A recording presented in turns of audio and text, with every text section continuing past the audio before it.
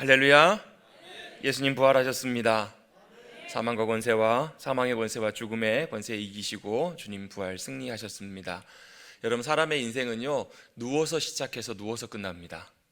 그렇죠. 태어나자마자 누워서 태어납니다. 못 걷습니다. 그러다가 우리 인생 열심히 일어나서 달려가다가 결국 마지막에는 어떻게 되죠? 다시 눕습니다. 그리고 아무도 못 일어납니다. 근데 주님만 유일하게 다시 일어나신 분이십니다. 그 주님만이 우리를 잡아 일으켜 주실 수 있으십니다. 아까 찬양의 고백처럼 깊은 강에서 우리를 건져내실 수 있는 분도 주님이시고요, 주님이 우리를 유일하게 잡아 일으켜 주실 수 있는 분이심을 믿고 신뢰하시고 그 손 붙잡고 일어나시는 저와 여러분 되시길 간절히 바랍니다. 일어나십시다. 아무도 안 일어나시네요. 아니요, 장로님 하여튼 저기 이렇게 김양장을 감사합니다. 주님만 우리를 일으켜 주시는 분이시고요, 또 주님은 부활의 영광 가운데 우리에게 평강을 주시는 분이십니다.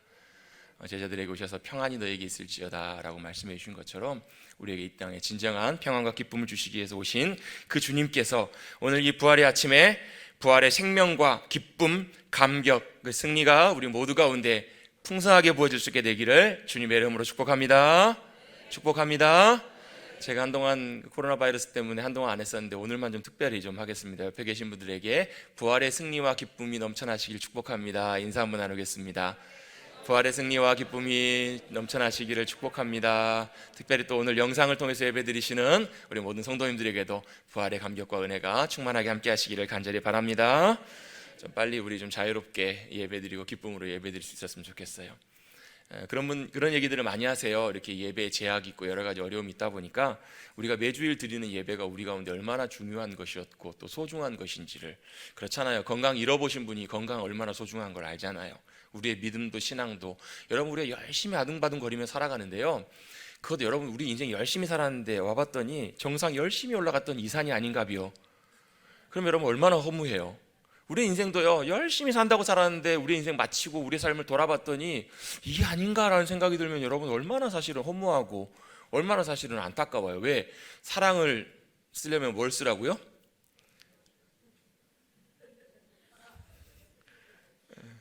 안 지워지거든요. 근데 마찬가지로 여러분 우리 인생도 돌이킬 수 있으면 얼마나 좋겠어요. 그런 생각 안 하세요? 그때로 돌아갔으면, 여러분 아예 그냥 그런 생각 마십시오. 그때로 돌아갈 일이 없습니다. 돌아갈 수가 없어요. 우리의 인생도 마찬가지로 돌이킬 수 없는 것이 우리의 인생이라면 정말로 주님께서 인도하시는 가장 복된 인생, 가장 가치 있고 귀한 길로 가는 것이 여러분 우리의 삶에 가장 중요하고 소중한 일 아닐까요? 그렇다면 여러분 그 길이 무엇인지를 우리가 잘 보고 따라가야 될 터인데, 여러분 그 길을 바로 주님께서 우리 가운데 놀랍게 허락해 주실 줄로 믿습니다. 여러분 우리의 인생 주님께서 주시는 놀라운 복과 은혜 가운데 평강 가운데 승리하시는 저와 여러분, 정말 가치 있는 귀한 삶, 믿음으로 주님 잘 따라가는 삶, 기쁨으로 감격 가운데 주님을 찾고 사모하고 예배하고 또 주님과 교제하고 기쁨으로 살아가시는 우리 모든 머릿돌교 성도님들이 되시기를 간절히 주님의 이름으로 축복합니다. 오늘 무슨 날인가요? 부활주일입니다. 작년에 부활주일이 언제였는지 아세요 여러분? 4월? 핸드폰으로 막 찾아보신 분도 계실 텐데요, 맞추셔도 제가 드릴 건 없습니다. 작년에 부활주일이 4월 셋째 주였습니다. 오늘은 며칠이냐면 4월, 올해는 12일이에요. 여러분 혹시 그런 궁금증 없으세요? 부활주일이 왜 매년마다 막 바뀌나? 성탄절은 보통 우리가 12월 25일로 딱 정해놓고 월화수목금토 돌아가면서 다 그날로 딱 해놓는데 왜 부활주일이 왜 바뀔까? 왜 그러냐면요, 부활주일을 어떻게 정하게 되냐면 제 마음대로 정하는 것이 아니고 이제 교회에서 이제 이런 기준을 갖고 정합니다. 어떻게 정하냐면 부활주일은 충분히 지난 다음에 처음 오는 보름, 그 주가 부활주일이에요. 아셨죠? 그러니까 예를 들면 충분히 보통 3월 21일이잖아요. 21일, 20일 조금씩 변하기도 하는데요, 그게 이제 태양 주기 따라서 보통 21일로 치면, 예를 들면 그 달 음력 보름이 3월 20일이었어요. 그러면 부활주일이 언제냐면 그 주간이 아니고 언제냐면 4월 그 다음에 오는 보름달이 지난, 음력 지난, 그러니까 쉽게 말씀드리면 이런 거예요. 원래 이제 예수님이 십자가에 돌아가신 날이 이제 6월절 만찬을 마치시고 돌아가시잖아요. 6월절이 언제냐면 아비벌 14일이에요. 그러니까 아비벌을 이제 출애굽한 원년이라고 해서 섣달이라고 하는데, 지금 쉽게 말씀드리면 우리로 치면 음력 3월이에요. 음력 3월. 음력 3월 14일, 15일 요때 예수님이 돌아가신 거예요. 그러니까 이제 그래서 이제 보통 춘분 지난 다음에 이게 왜 그러냐면 이제 윤달이 있어가지고 그래서 이제 춘분을 그렇게 기준으로 잡아놓은 것 같아요. 그래서 어떨 때는 3월 말이 3월 20일경이 이제 부활주일인 경우도 있고 어떨 때는 언제요? 4월 뭐 셋째 주 십매칠 뭐 이렇게 늦게도 부활주일이 될 수 있는 이유가 그거라는 거예요. 중요한 것은 날짜가 언제냐 그거보다도 예수님께서 6월절 만찬을 하신 다음에 식사하시면서 예수님 무슨 말씀을 하시냐면 야 내가 너희에게 뭘 주리라? 뭘 주겠다고 말씀하세요? 아니 다 안 받으셨나 봐요. 아니 주님이 주신다라고 마지막 돌아가시기 전에 유언처럼 하셨는데 무슨 말씀하시냐면 내가 너희에게 밥을 줄 거야.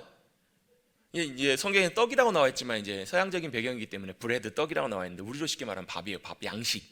밥을 주고 음료를 주겠다라는 물을 주시겠다라는 거예요. 여러분 다른 거 다 있어도 뭐가 있어야 돼요? 물은 꼭 마셔야 돼요. 그죠? 그리고 또 뭐 있어야 돼요? 김치는 없어도 뭐 있어야 돼요? 고기 반찬은 없어도 뭐는 있어야 돼요? 한국 사람들은 밥은 있어야 돼요. 그래서 6월절 식사를 하면서 보통 옛날에도 마찬가지로 이제 양을 잡아요. 그래서 양고기를 먹고 또 뭘 먹냐면 무교병이라는 걸 먹어요. 무교병은 간단하게 아무것도 안 넣은 떡이에요. 빵이에요, 빵. 여러분 빵 만들 때 빵을 맛있게 먹으려면 어떻게 해야 되냐면 이제 발효도 시켜야 되고 거기다가 뭐 설탕, 소금도 좀 넣어야 되고 가미도 하고 그렇게 해야 빵이 맛있잖아요. 여러분 딱딱한 빵이 맛있으세요? 부드러운 빵이 맛있으세요? 부드러운 빵이 맛있어요. 발효도 시키고. 그러니까 그런 빵을 말하는 게 아니라 진짜 말 그대로 딱 빵 그 자체예요. 아무것도 안 들어가 있어요. 왜요?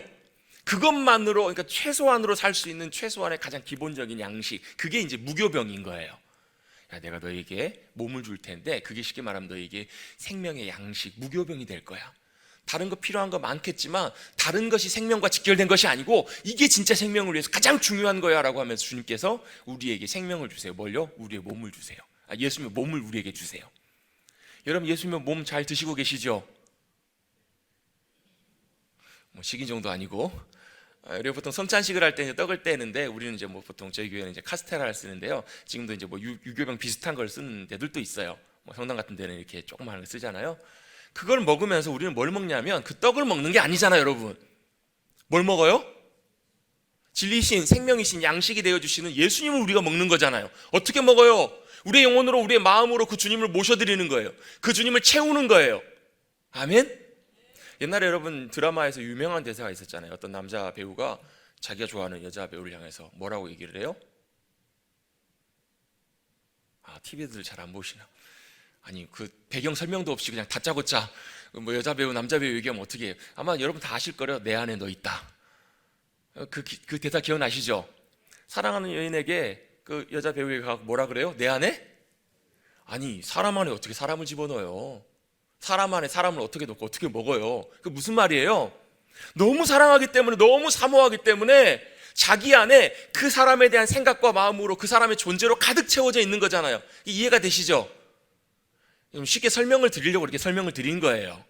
누군가를 사랑하면 여러분 첫사랑이 무서운 게 뭐예요? 사랑하면 뭘로만 가득 차요? 앉으나 서나? 주님 생각. 앉으나 서나 주님 생각. 여러분 사랑하고 좋아하면요 그 사람으로 가득 차요. 내가 간절히 원하면, 내가 간절히 바라고 기대하면요 그 사람의 생각으로 가득 차는 것처럼 여러분 우리가 예수님을 먹는 것은요 예수님으로 사모함으로 예수님을 우리 안에 가득 채우는 거예요. 또 뭘요? 예수님 하신 말씀을 우리 마음 가운데 채우는 거예요. 예수님의 사랑과 생명과 은혜와 능력이 우리 가운데 채워지는 것, 그게 바로 예수님을 먹는 것인 줄로 믿습니다. 또 한 가지를 하세요. 뭘 하세요? 내가 너희에게 뭘 주리라? 생명의 피를 주리라. 여러분 그게 우리의 생명의 물, 생명의 양식이기도 하면서요 그 피는 뭘 의미하는 거냐면 바로 그 피는 6월절날 있었던 사건과 연관되잖아요. 그 어린 양을 잡아요. 그래서 그 고기는 먹고 그 피는 어떻게 해요? 여러분 피 좋으세요? 안 좋으세요? 목사님 저는 선지 좋아하는데요. 그게 아니라 여러분 피 막 흘릴 때 보면 뭐가 나요? 피 비린내도 나고 여러분 사실 피 냄새가 그렇게 썩 좋지는 않아요. 근데 그 피를 어디다 바르라고요? 문 앞에다가 문설주에다 바르라는 거예요. 그게 의미하는 거 뭐예요? 이미 이 집에는 죽음이 지나갔다라는 것을 의미하잖아요. 이미 이 집에는 죽음이 임하였습니다. 이걸 보여주시는 거예요. 이게 언제 있었던 사건이냐면 출애굽할 때 6월절 날 있었던 사건이에요. 여러분 성경의 절기에 보면 특징이 하나 있는데요. 우리가 보통 일반적으로 지키는 기념일과 절기는요 그 사건이 있은 다음에 그날을 지켜요. 3.1절 무슨 날이에요? 3.1운동이 일어난 날을 기념해서 그 사건이 있은 다음에 우리가 지키잖아요. 여러분 생일 언제세요? 오늘 생일이신 분 계세요? 없으신가요 오늘은? 저는 이제 9월이 생일이거든요. 여러분 9월 그날이 왜 그 사람에게 의미가 있어요? 그날이 왜 여러분의 생일이에요? 그냥 6월로 하면 안 되나요? 그냥 뭐 12월로 하면 안 되나요? 자기가 원하는 날 하면 안 되나요? 저희 큰아이가 생일이 12월 25일이거든요. 그냥 좋을 것 같은데 지나고 나면 날 시간이 갈수록 손해인 거예요. 왜요? 성탄절 선물하고 생일 선물하고 맨날 이렇게, 그래서 항상 꼬박꼬박 따져요. 성탄 선물 체크를 해놓더라고요.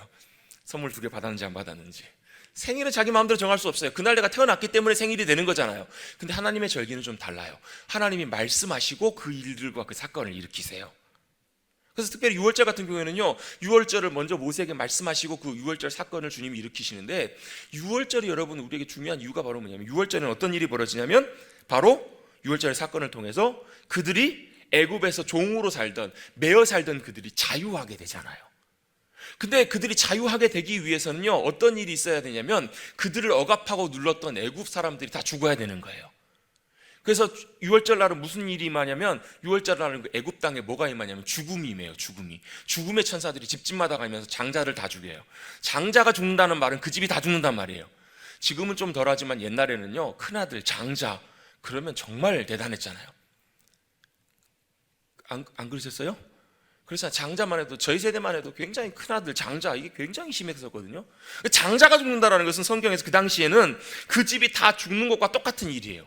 애굽의 죽음이 임해요. 애굽의 죽음의 심판이 임해요. 다 죽이세요. 근데 누구만 안 죽어요? 누구만 안 죽어요? 네? 이스라엘 백성들 아니요? 정확하게 말하면 이스라엘 백성들이 아니고요, 그 집 앞에 피가 발라져 있는 그 집만 죽음이 지나가요. 죽음이 이미 임한 곳에 죽음이 넘어가요. 왜요? 그곳에 그 피를 보면서 이곳에서 죽음이 이미 임하였구나 라는 걸 알고 넘어가는 거예요. 그리고 하나님께서 그 가운데 뭘 주시냐면 종으로 살았던 이스라엘 백성들을 자유하게 해주시는 거예요. 여러분, 그 6월절의 놀라운 역사가 예수 그리스도의 십자가 사건을 통해서 완벽하게 그대로 완성된 줄로 믿습니다.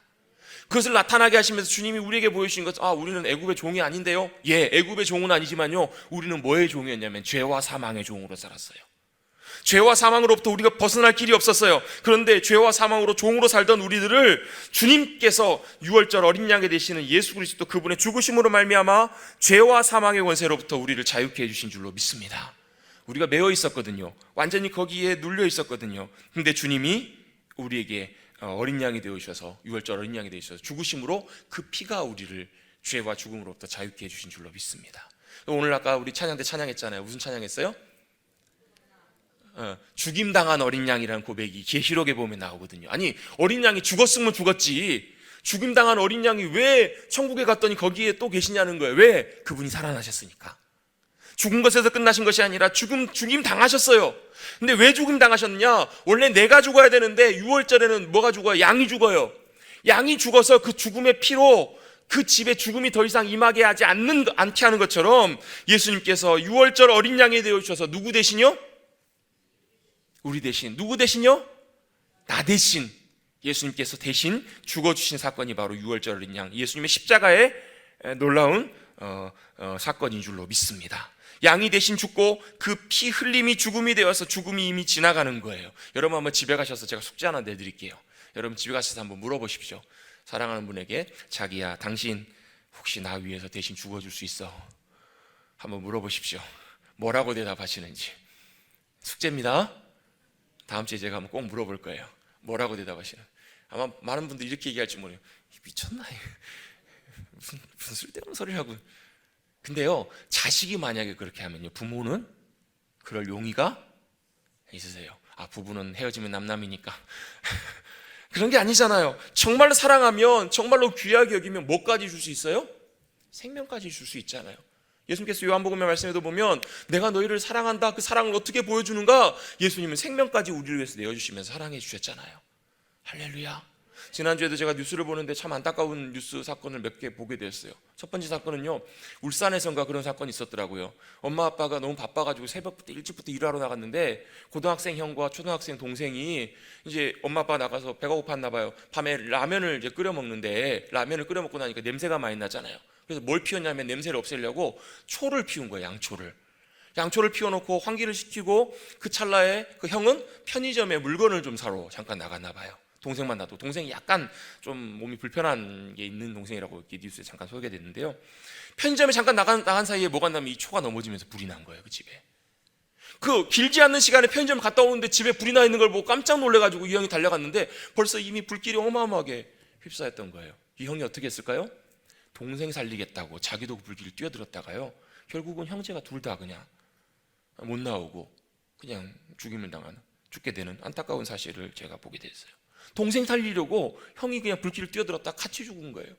얼마나 안타까운 일이었는지 몰라요. 살리려다가 또 제주도에서는 그런 일이 있었더라고요. 제주도에서는요, 2010년생이니까 이제 우리 나이 11살, 저희 막내하고 동갑이거든요. 11살인 아이가 거기도 셋째 아들의 막내 셋째 아들이었나 봐요. 정말로 사랑받고 예뻤던 그 셋째 아들이 며칠 전에, 지난주인가요? 며칠 전인가 갑자기 저녁을 먹고 있는데 머리가 아프다고 해서 쓰러져가지고 병원을 갔는데 뇌출혈이 온 거예요. 11살짜리가 뇌출혈이 생겨가지고 쓰러져가지고 며칠 만에 병원에서 뇌사 판정이 났어요. 이제 더 이상 소생할 수 있는 방법이 없고 이제는 더 이상 살아갈 수 없는 소망이 없다라는 진단이 내려졌을 때 너무나 슬픔과 아픔 가운데 있었지만 부모님들이 결단을 해가지고 뭘 했냐면 장기를 기증하기로. 그래서 그 아이 작은 몸에서 장기를 7개를 꺼내가지고 7개를 그 또래 아이들에게 다 전해주고 이제 세상을 떠나게 된 거예요. 여러분, 그 아이는 세상에서 생명이 이제 멈췄지만 끝났지만 그 아이의 생명이, 그 아이의 살아있는 장기들이 죽어가는 이들에게 생명으로 전달되어서 그들이 살게 되었잖아요. 저 인천에서도 그런 일이 있었더라고요. 그 인천에서 심장이 너무너무 안 좋아가지고 40대 초반인 분이 심장을 이식받아야 되는 방법밖에 없었는데 광주에서 심장 기증자가 나온 거예요. 그래서 헬기로 인천 병원까지 이송을 하려고 하는데 그날 이제 바람이 너무 세게 불어가지고 헬기가 못 든 거예요.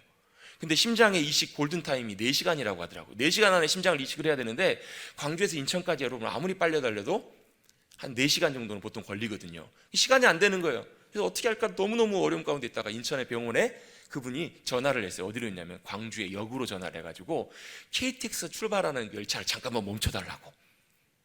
그래서 어떻게 했을까요? 아니, 우리는 정시에 가야 됩니다. 그랬을까요? 기다려줬어요. 그래가지고 9시에 출발해야 되는 기차가 몇 분 더 기다렸다, 5분 10분 정도 더 기다렸다가 좀 늦게 출발해서 다행히 그 심장이 광명으로 가서 인천까지 가서 심장 수술을 성공적으로 잘 마쳤다는 거예요. 여러분, 우리 얘기도 아닌데 여러분, 죽어가는 사람이 생명을 얻어서 살게 됐다는 얘기를 들으면 여러분 뭔가 마음속에 여러분 뭉클한 뭔가 있지 않으세요? 왜요? 누군가가 죽어서 누군가가 살았기 때문에 그런 거잖아요.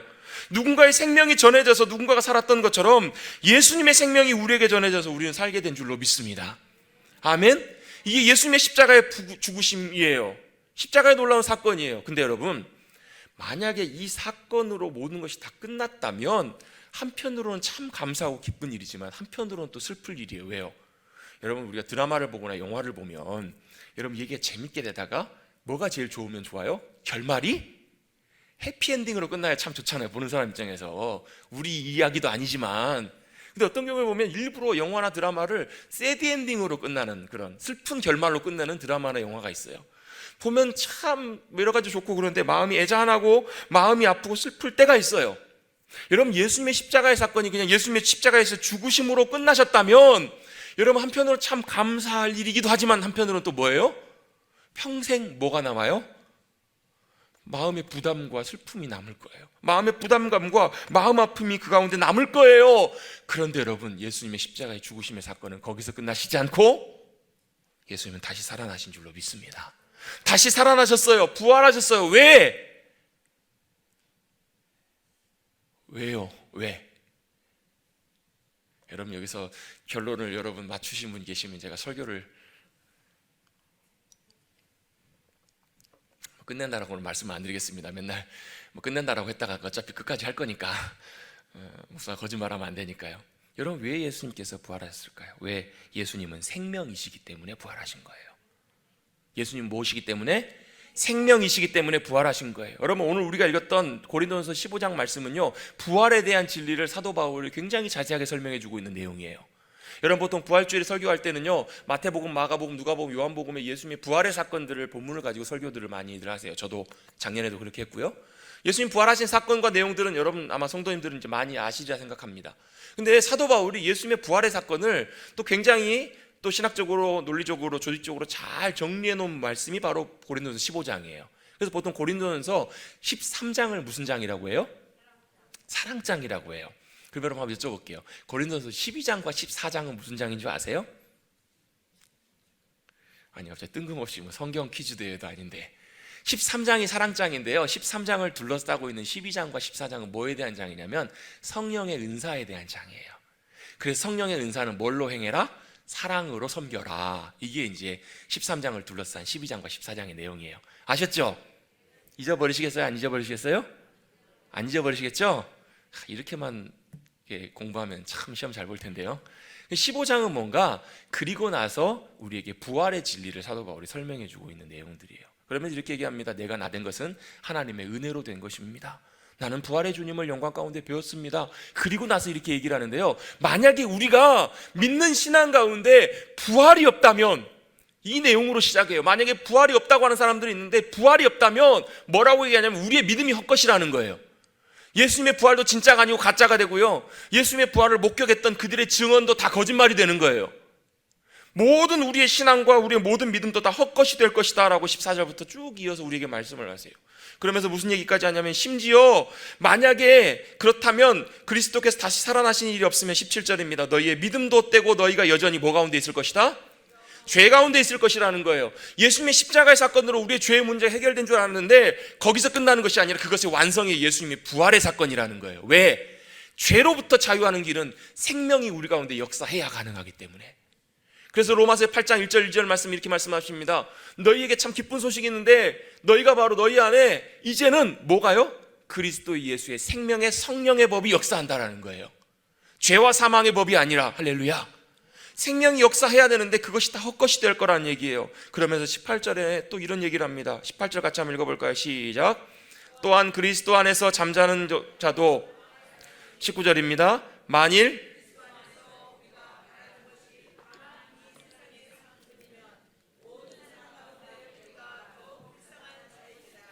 아멘. 여러분, 만약에 예수님의 부활이 없다면, 죽은 자가 살아나는 이 사실이 아니라면, 여러분 이미 죽은 사람들처럼 불쌍한 사람이 없다라는 거예요.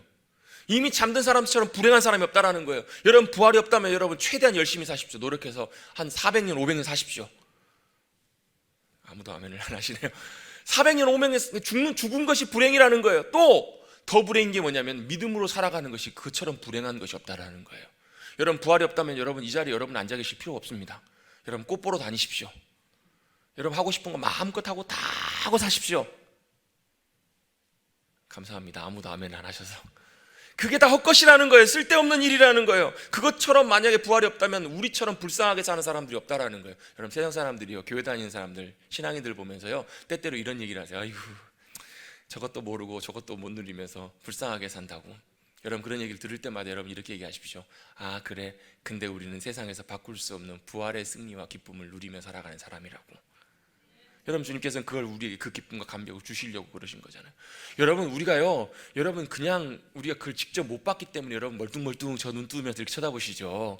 여러분이 만약에 부활의 아침에 그 부활의 영광의 주님을 여러분 그때 있었던 예수님의 제자들과 여인들처럼 실제로 보았다면 여러분 아마 눈이 뒤집어지실 거요.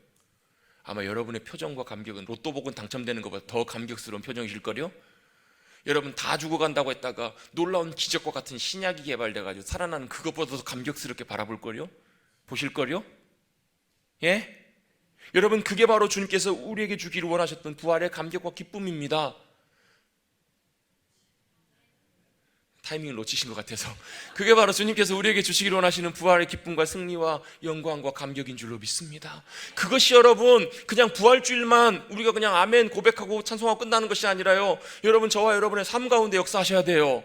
왜요? 주님은 원래 생명이시기 때문에 그래요. 왜 주님이 생명이신가? 여러분 저는 그걸 설명해 드릴게요. 저는 사실 나무에 대해서 잘 몰라요.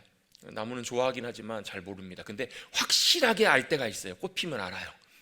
그 꽃이 피면 아 그게 무슨 꽃 무슨 나무구나 확실하게 알아요. 요즘은 여러분 잘 몰라도요, 꽃이 무슨 꽃인지 잘 몰라도 여기도 저 오다가 제가 헷갈리는 꽃이 하나 있어가지고요, 어떻게 했냐면 스마트폰으로 그 꽃을 찍어갖고 검색하니까 이 꽃은 99% 무슨 꽃입니다 나오더라고요. 검색해보면 다 나와요. 그 나무가 무슨 나무인지 모를 때요, 꽃이 피고 열매가 맺히면 그 꽃을 보면서 열매를 보면서 그 나무가 그 나무구나 라고 확실하게 알 수 있어요. 여러분, 저는 깜빡 잊어버리고 있었거든요. 뭘요? 들어오는 입구에 있는 나무는 벚나무인지를 확실하게 알고 있었어요. 안 잊어버려요. 근데 그 옆에 트램플린 옆에랑 저 입구 쪽에 벚나무 큰 게 2개가 더 있다는 것을 올 봄에 다시 깨달았습니다. 뭘 보고 알아요? 벚꽃이 예쁘게 흐드러지게 피는 걸 보면서 겨울에는 잊어버리고 있다가 겨울에는 잘 몰랐거든요. 근데 거기에 벚꽃이 있었구나, 그 사이에 산수유도 있었구나, 그 사이에 목련도 있었구나, 확실하게 알겠더라고요. 그 나무가 무슨 나무인지를 보려면 무슨 꽃이 피고 무슨 열매가 맺히는지를 분명히 보면 알 수 있어요. 사과 열매가 맺혀요. 무슨 나무예요? 사과나무가 맺히는 것, 사과나무인 걸 보는 걸 아는 것처럼 예수님께는요, 무슨 꽃이 피시고 무슨 열매가 맺히셨는가? 생명의 꽃이 피고 부활의 열매가 맺히신 줄로 믿습니다. 왜요? 예수님이 무슨 나무셔서?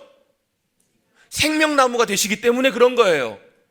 예수님의 삶을 여러 가지로 묘사할 수 있지만, 예수님 어떤 분이신가 가장 확실하게 얘기할 수 있는 건 뭐냐면 예수님이 생명이시라는 거예요. 예수님이 생명나무가 되신다는 거. 왜? 예수님이 부활의 첫 열매가 되어주셨기 때문에. 예수님의 삶을 통해서 뭐가 맺혔냐면 부활의 열매가 맺히신 거예요. 그래서 예수님은 부활이고 생명나무예요. 여러분, 한번 여쭤볼게요. 생명과 죽음이 싸우면 누가 이길까요? 제가 이거 갖고 이번 주에 고민을 좀 해봤거든요. 생명과 죽음이 싸우면 누가 이길까? 뭐라고 대답을 하실까? 선뜻 대답을 잘 못하시더라고요. 왜요? 생명과 죽음이 싸우면 누가 이겨요? 죽음이 이기잖아요. 아니에요? 죽음이 이겨요. 왜? 아무도 죽음을 이겨본 사람이 없더라고요. 생명이 다 결국 언젠가는 죽음과 싸우면 다 져요. 왜? 다 죽었으니까. 지금까지는 다 졌습니다. 그런데요, 유일하게 예수님이 이 땅에 오셔서 처음으로 죽음을, 사망을 이기셨더라는 거예요. 처음으로 이기셨어요. 왜? 예수님은 진짜 생명이시니까. 예수님만이 진짜 생명이시니까요. 자, 21절 말씀 한번 같이 한번 읽어보겠습니다. 20절은 제가 방금 설명드렸던 부분이고요. 그리스도께서 죽은 자 가운데서 다시 살아나서 뭐가 되셨다고요? 잠자는 자들의 첫 열매가 되어주셨다라는 거예요. 죽은 사람에게도 그 다음에 뭐가 되냐면 그 다음에 열매가 맺혀요. 부활의 열매가. 그 다음에 21절 같이 읽어봅니다. 시작. 사망이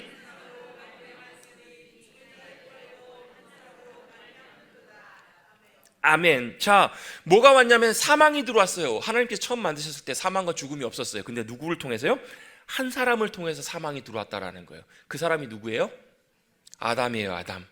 그래서 여러분, 뒤에 나중에 읽어보시면 아담이 들어와 가지고요, 아담이 첫 사람이 했던 게 뭐냐면 죄를 세상 가운데 가지고 옵니다. 아담을 통해서 죄가 들어와요. 근데요, 예수님의 별명 중에 하나가 뭐냐면 예수님을 마지막 아담이라고 부르세요. 인자라고 하잖아요. 인자는 사람의 아들인데요, 예수님이 사람의 아들로 오셔서 뭘로 오신 거냐면 아담으로 다시 오신 거예요. 뭐 하시려고? 아담 때문에 죄와 사망이 들어온 것을요, 다시 처음 하나님께서 만드셨던 것처럼 다시 죄와 사망과 죽음이 아니라 생명을 다시 우리 가운데 허락해 주시려고 마지막 아담이 되셔서 그걸 완성하시러 주님이 오신 거예요. 이해가 되시죠? 그래서 사망이 뭘로 왔냐면 한 사람으로부터 말미암았어요. 아담이 범죄한 이후로 우리 가운데 뭐가 들어왔냐면요, 죄가 들어온 거예요. 여러분, 죄는요, 우리 일반적으로 거짓말하고 나쁜 짓 하고 이걸 죄라고 생각하는데요, 이것도 죄가 맞는데 이건 죄의 결과예요. 죄에 나타나는 현상이고 열매예요. 그럼 죄를 뭐라고 생각할 수 있는가? 죄는 어떤 의미에서 보면요, 어떤 원리이기도 하고, 이런 표현이 참 좋아요. 죄는 죄의 DNA가 있어요. 유전자가 있어요. 아니, 갈수록 저희 아이들을 보니까 어떤 아이들은 저를 닮아가요. 딱 코를 보면 저고요, 딱 입을 보면 저예요. 어떤 아이는 딱 보면 저희 아내예요. 왜 그래요? 옛날에는 피가 흘러가서 그랬잖아요. 그 피 때문에 그 피가, 그래서 그 피가 어디가 이랬잖아요. 더 정확하게 얘기해 보면 그 안에 뭐가 있는 거예요? 유전자, DNA. 키 큰 부모님 밑에서는요, 웬만하면 키 큰 자녀가 보통 일반적으로 나와요. 그게 뭐예요? 유전자가. 그래서 무서운 거잖아요. 여러분, 우리 인간에는 죄의 유전자가 있는 거예요. 그래서 아이가 태어날 때는 그 아이가 왜 죄인이냐면요, 죄의 유전자를 부모님부터 물려받아서 태어나기 때문에 그래요. 그게 뭐 때문에? 아담 때문에 그런 일이 일어났다는 거예요. 한 분이, 어떤 분이 성령 충만함을 경험해 보고 싶으셔서요, 그 옛날에, 요즘은 좀 덜하지만 옛날에 강원도 태백에 가보면 예수원이라는 데가 있어요. 대천덕 신부님이 운영하셨던. 거기 가셔서 그 프로그램에 참석을 하시면서 성령 충만함을 받기 위해서 그걸 쭉 따라가는데, 그 순서 중에 하나가 뭐가 있었냐면 죄를 다 써서 고백하는 그런 시간이 있었어요. 옛날에도 우리 이제 보통 수련회 가면 다 죄 써가지고 촛불에 태우고 이렇게 했었잖아요. 근데 거기는 태우는 것이 아니라 뭐 했냐면 그걸 다 고백하는 거예요. 하나님과 사람들 앞에서 얼마나 사실은 좀 민망하고 부끄럽고 창피해요. 여러분 한번 저희도 한번 해볼까요? 다 써가 종이 한 장씩 다 드리고 우리 죄 한번 써볼까요? 이분이 참 사실 좀 부끄럽고 창피하고 그러니까 어떻게 했냐면 좀 머리를 써가지고 처음에 시작할 때는 좀 덜 부끄러운 죄들, 경범죄를 이렇게 좀 처음엔 적은 거예요. 가벼운 죄들, 좀 부담 안 되는 덜 부끄러운 죄를 쓰고 갈수록 이제 뭐예요? 좀 부끄럽고 무거운 죄를 다 쓴 거예요. 근데 그 죄를 다 써가지고 사람들 앞에 딱 발표하려고 하니까요, 딱 하려고 하는 순간에 하나님께서 마음속에 어떤 감동을 주시냐면 하나님께는 죄의 경중이 없더라는 거예요. 하나님 보실 때는 죄가 크고 작고가 없더라는 거예요. 그럼 죄는 뭔가? 죄는요, 배양되기에 따라서 다르다라는 거예요. 무슨 말인가? 여러분 사람 다 죽여보셨죠? 사람 안 죽여보셨어요? 여러분 칼로만 사람 안 죽였지, 이런 마음으로 생각으로 저 인간 죽었으면 좋겠다, 저 인간, 제가 말을 좀 순화시켜서 표현한 거잖아요. 저 인간 거기까지만 하겠습니다. 여러분 마음으로 사람 여러분 얼마나 많이 그러셨어요? 얼마나 여러분 마음으로 많이 그래요? 차이가 뭐예요? 그것이 더 배양이 돼서 크게 결과로 나타나느냐 안 나타나느냐의 차이뿐이지, 여러분 바이러스가 무서운 게 그거잖아요. 여러분 배양되면 여러분 세계를 뒤집어 엎어버리잖아요. 여러분 그것처럼 바이러스처럼 죄가 무서운 게 그거예요. 그게 여러분 가만히 있으면 완전히 없어지기 전까지, 소멸되기 전까지는 그게 배양되면 여러분 언제든지 죄가 커져서 뭐가 되냐면 결국 사망에까지 이르게 한다는 거예요. 여러분 우리 코로나 바이러스가 무서운 게 그거잖아요. 그게 배양돼서 사람들에게 들어갔을 때 그걸 이길 수 있는 힘이 없기 때문에 결국은 죽는 것처럼 죄가 무서운 게 그거예요. 죄를 이길 수 없기에, 그 바이러스를 이겨서 없앨 수 없기에 결국 우리는 어디까지 가요? 죽음까지, 사망까지 간다라는 거예요. 유일하게 단 한 분, 바로 생명 되셔서 우리 가운데 오셔서 죄와 사망의 한가운데 들어가셔서 그 사망을 이겨버리신, 죽음을 이겨버리신 그 주님만이 그 죄와 사망과 권세를 이기신 주님이신 줄로 믿습니다. 그래서 뭐 하신 거예요? 내 안에 죽음이 들어오면 죽지만 내 안에 생명이 들어오면 뭐가 돼요? 나는 살아요. 바이러스가 들어와서 나를 죽여갈 때 뭐가 들어와요? 그 바이러스를 죽일 수 있는 백신이 들어와서, 우리에게 생명이 들어와서 그 죽음과 사망의 모든 권세들을 다 죽이면 우리는 사는 거예요. 여러분 한번 여쭤볼게요. 여러분 열심히 수고하시고 일하시고 이렇게 뭐 직장 다니시고 하시잖아요. 왜 하세요? 뭐 하시려고? 먹고 사시려고 하시잖아요. 먹고 사시려고 하시잖아요. 열심히 일하셔서. 근데 여러분 한번 여쭤볼게요. 그거 먹으면 죽지는 않아요. 근데 죽어요, 안 죽어요? 결국 죽어요. 그 먹고 사는 그 양식은 우리의 육신만 책임져 줄 수 있습니다. 여러분 맛있게 잘 드십시오. 많이 잘 드십시오. 근데요, 우리의 영혼은 책임져 줄 수가 없어요. 우리의 영혼의 진정한 생명이시고 양식이 되시는 그 주님을 먹고 마시는 그 주님이 우리 안에 들어와 역사해 주셔야 사망과 죽음의 권세가 우리 가운데 깨어지고 모든 것들이 망하고 진정한 생명으로 우리가 일어나게 될 줄로 믿습니다. 같이 한번 믿음으로 고백해 보겠습니다. 예수님이 부활의 첫 열매가 되어주셨습니다. 아멘.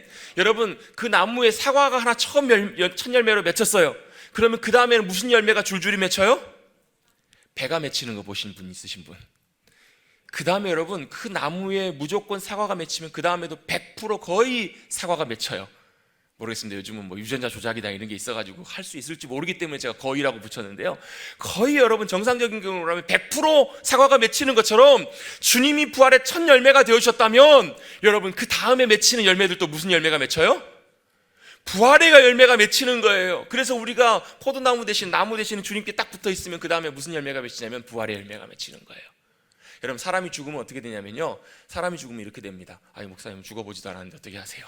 성경에 나와 있는 진리들을 여러분 한 곳에 다 이렇게 설명해 놓지 않으시고 하나님이 군데군데 놓으셨거든요. 그걸 이렇게 쫙 정리해 보면 사람이 죽으면 우리의 육신은 흙으로 돌아갑니다. 매장을 하거나 화장을 하면 금방 흙으로 돌아가요. 왜? 흙에서 왔으니까. 그럼 혼은 어떻게 되는가? 사람이 이제 영과 혼과 육으로 돼 있다고 보는데, 혼은 뭐냐면, 혼은 우리 쉽게 말씀드리면 생각이에요. 생각, 감정, 의지, 뭐 결단, 뭐 이런 것들 있잖아요. 여러분 동물도 혼은 있습니다. 여러분 동물도 사랑하고요, 동물도 충성을 다하고요, 동물도 감정이 있고 다 합니다. 개들이 좋아해 주면 얼마나 좋아요. 개도 여러분 감정은 다 있어요. 혼은 있어요. 근데 뭐는 없어요? 영은 없는 거예요. 영은 왜? 하나님께서 인간에게 유일하게 주신 실체가 영이기 때문에. 그 영은 없어지지 않아요. 그건 사람에게만 있어요. 그 혼은 어떻게 되는가? 사람이 죽으면 불러도 대답해요? 못해요? 기억해요? 못해요? 못해요. 혼은 없어져요. 사멸돼 없어져 버려요. 근데 뭐는 남아요? 영은 남아요. 그래서요, 하나님을 알지 못하고 이 땅 가운데 죽음을 당한 그 영혼은 음부에 가서 고통을 당해요. 부자처럼. 근데 여러분, 하나님의 자녀로 거듭난 그리스도인들은 그 영혼이 어디로 가냐면 아브라함의 품, 낙원이라고 하는 아버지의 품에서 뭐해요? 안식해요. 쉼을 누려요. 평안함 가운데 세상의 모든 수고를 쉬게 하시고 쉬다가 언제까지 쉬는가? 천사장의 나팔 소리와 함께 주님 다시 오실 때까지 쉬어요. 주님의 때 다시 오셔서 어떻게 하냐면 깨우시는 거예요. 야, 내가 왔다, 일어나라, 일어나라. 그러면 어떻게 되냐면요, 잠들어 쉬고 있는 그들도요, 부활의 영광으로 나와요. 그게 이제 오늘 읽었던 우리 본문의 말씀이거든요.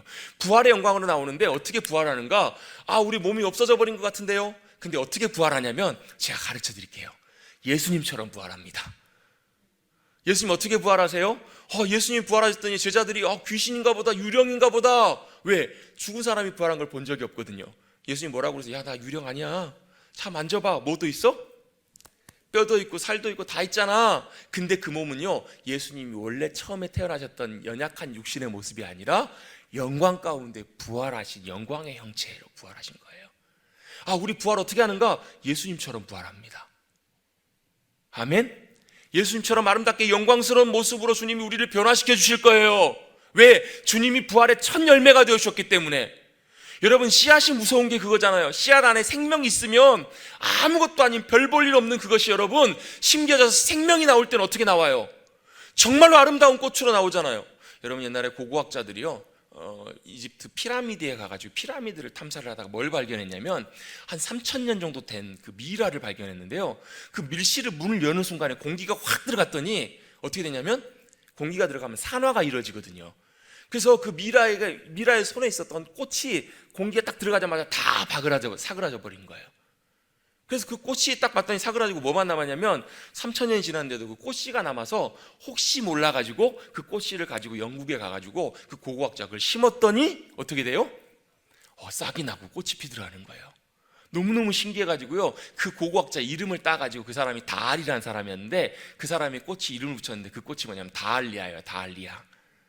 다알리아 아시는 분들 계시죠? 저는 이제 사진을 보니까 알겠더라고요.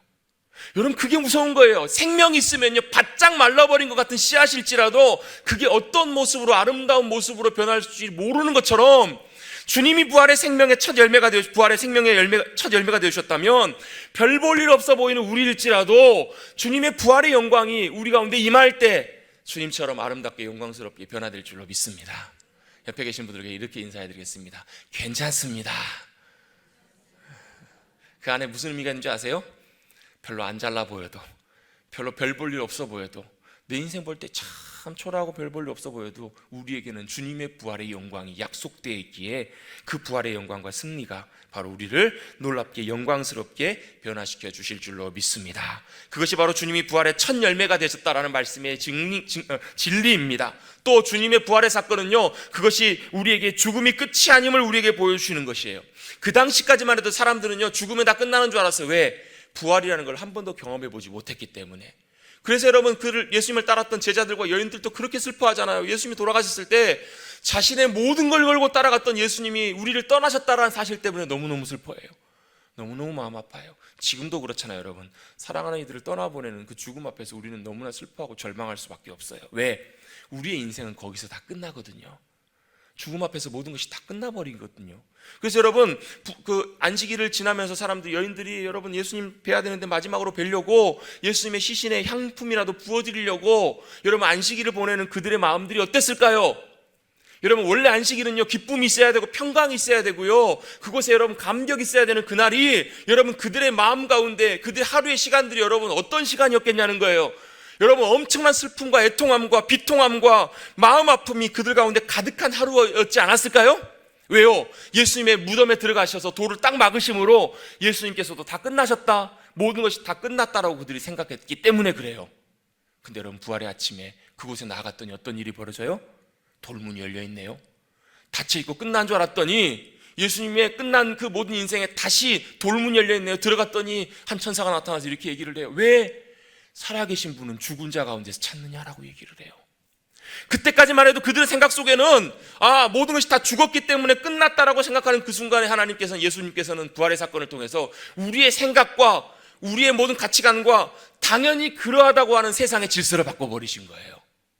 당연히 죽었다 끝났다라고 생각하는 그 슬픔과 비통함을 감격과 기쁨으로, 가슴 벅참으로 주님이 바꿔버리신 거예요. 여러분, 그것이 바로 부활이십니다. 예수님의 부활의 사건은요, 모든 것이 끝나버렸다고 생각하는, 모든 것들이 이제는 더 이상 없다라고 생각하는 그것 가운데 주님이 바꿔버리신 역사가 그것 가운데 임하시는 거예요. 근데 여러분, 우리는요, 우리 인생 살아가면서 여전히 우리도 어디가 있는 경우가 많냐면요, 그 무덤에 우리의 마음이 가 있는 경우들이 너무너무 많아요. 우리의 마음이 여전히 죽음과 어둠이 있는, 절망이 있는 그곳 가운데 있는 경우들이 너무너무 많아요. 그래서 주님이 이 땅 가운데 오셔서 제자들을 만나시면서 첫 마디 하셨던 말씀이 이 말씀이잖아요. 너희에게 평강이 있을지어다. 너에게 평안이 함께할지어다. 너에게 진정한 평안과 기쁨이 함께할지어다. 왜요? 그들은 여전히 예수님의 죽으심 앞에서 두려움과 염려 가운데 걱정하며 떨고 있었거든요. 여전히 여러분, 절망과 두려움이, 낙심이 우리를 누르고 있을 때가 있거든요.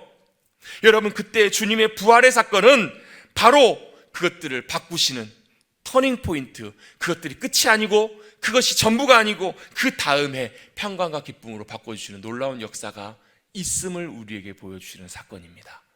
할렐루야. 여러분, 사람 때문에 너무 힘들어하시는 분들 계세요. 또 여러분의 삶 가운데 여러분이 감당하지 못하는 여러 가지 힘든 일들이 여러분을 힘들게 하시는 것들이 있으세요?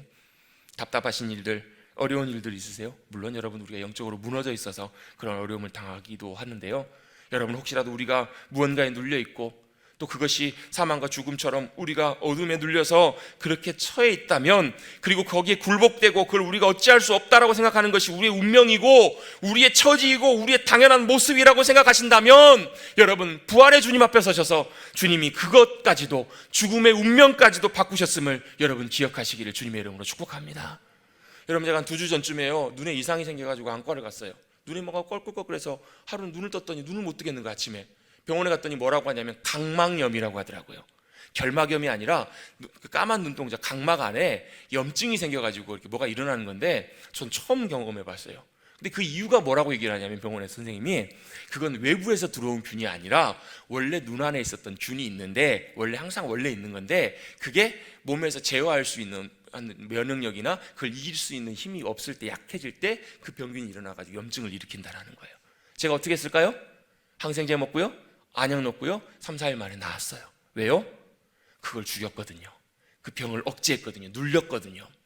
여러분, 우리 가운데 그런 일들이 생길 때, 여전히 여러분 낙심과 절망과 두려움이 여러분 가운데 처할 때, 여러분, 우리 보통 이런 얘기 많이 하거든요. 죽기밖에 더 하겠냐. 여러분, 우리 죽기밖에 더 할 일 없습니다. 근데요, 죽기밖에 더 하겠나, 그 끝자락에 서서 주님은 이렇게 말씀하십니다. 내가 부활이고 승리다. 그리고 내가 그것을 바꿀 수 있는 유일한 바로 존재임을 말씀하십니다. 여러분, 우리가 사면초가와 같은 상황 속에 둘러싸였을 때, 죽기밖에 더 하겠냐 할 때요, 믿음의 눈을 들어서 주님 바라보시면 주님 이렇게 말씀하실 거예요. 야, 힘드냐? 내가 지켜보고 있다. 그리고 내가 이미 이겼다라고 말씀하실 거예요. 괜찮다. 여러분, 바로 이 사실에, 이 부활의 진리 가운데 여러분, 우리의 닻이 내려져야 되는 줄로 믿습니다. 우리의 마음과 생각과 근거를 다른 데 두지 마십시오. 여러분의 감정에, 여러분의 상황에, 여러분의 생각이나 돌아가는 환경과 현실에, 여러분, 지금도 여러분 코로나 바이러스가 난리잖아요. 지혜롭게 행동하십시오. 다만 그것 때문에 여러분의 마음과 삶이 여러분 두려움 가운데 휩싸이지 않도록 여러분 그 부활의 주님 앞에 닻을 내리십시오. 여러분, 어차피 우린 죽습니다. 어차피 그것이 우리의 운명인데요, 그 앞에서 주님은 그 죽음의 운명을 바꾸신 분이시잖아요. 그걸 바꾸셔서 우리에게 진정한 생명과 소망과 승리가 되어주셨다면, 여러분, 바로 거기에 여러분의 닻을 두시고 믿음에 든든하게 서시는 저와 여러분 되시기를 주님의 이름으로 축복합니다. 내 판단이나 내 노력이나 내 소유나 내 돈이나 계획이나 내 건강이나 내 자식이나 내 인간관계, 그거 믿고 의지하지 마시고, 여러분, 영원히 흔들리지 않는 부활의 주님, 사망 권세 이기시고 승리하신 그 주님의 부활에 우리의 닻을 내리시고 든든하게 거기에 서셔서 부활의 첫 열매가 되셔서 부활의 영광으로 초대해 주신 그 주님의 약속의 말씀 앞에서 흔들리지 않고 이 땅에서 기쁨과 감사함으로 부활의 감격과 영광을 누리며 살아가시는 저와 여러분 되시기를 주님의 이름으로 축복합니다. 같이 한번 고백해 보시겠습니다. 주님께서 이기셨습니다. 아멘. 그 믿음의 고백 위에 이렇게 고백하십시오. 이 몸의 소망 무언가 우리 주 예수뿐일세. 주 나의 반석이시니 그 위에 내가 서리라. 그 위에 주 나의 반석이시니 그 위에 내가 서겠습니다.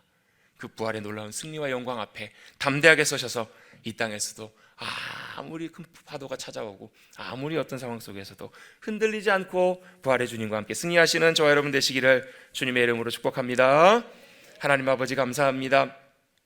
오늘 또 주님께서 사망 권세 이기시고 부활하신 그 부활의 기쁨, 그 부활의 아침, 주님을 예배하기 나와서 이 자리에 나와 서 있는 주님의 사랑하는 백성들 축복하여 주시옵소서. 특별히 또 영상으로 우리 삶의 자리에서 주님 앞에 서 있는 모두에게 주님께서 부활의 첫 열매가 되어 주셨고 또 사망 권세 주님이 다 이기시고 박살내셨으며 또 그 주님의 부활의 사건이 우리의 삶의 놀라운 삶의 터닝 포인트임을, 우리의 감정이나 마음이나 인생이나 모든 상황들이 우리를 아무리 누른다고 할지라도 우리가 부활의 승리의 주님 믿음으로 바라보고 의지하고 그 위에 설 때 주님께서 우리의 슬픔과 아픔과 절망과 좌절과 괴로움과 낙심을 소망과 기쁨과 감격으로 바꿔주실 수 있는 주님이심을 믿고 의지하며 그 부활의 감격과 은혜를 누리며 살아가는 우리 될 수 있도록 주님 함께하여 주시옵소서.